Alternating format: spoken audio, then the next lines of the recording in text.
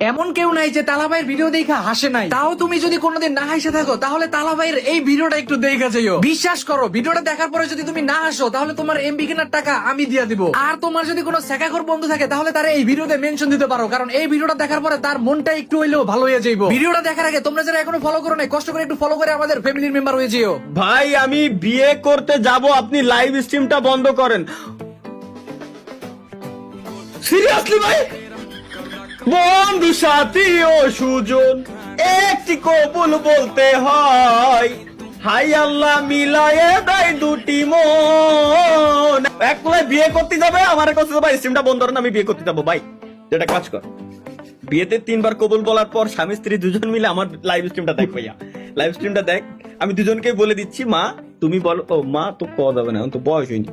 আপু তুমি এই বিবাহে সম্মতি দিয়েছো, এই ছেলেকে পছন্দ করেছো? জি। ভাইয়া তুমিও এই মেয়ের সঙ্গে বিয়ে বিয়ে বিয়ে করার জন্য রাজি হয়ে গেছো, নিজে সম্মতি দিয়েছো নাকি তোমাকে জোর করে করানো হয়েছে? জি আমি নিজে সম্মতি দিয়েছি। আপু এর মতো সাথে তুমি কেন বিয়ে করলে? কিভাবে চয়েস হলো তোমার? এর মতো একটা কাইল্লা কেমনে চয়েস করলে তুমি আপু? কিভাবে সম্ভব? একটু পরেই দেখবা যে তোমাদের দুজনের ঘর সংসার ইনস্ট্যান্ট ধ্বংস হয়ে গেছে। আসলে আমি তো সিঙ্গেল, তাই তুমি বিয়ে করতে যাবো, আমি কেন সহ্য করবো?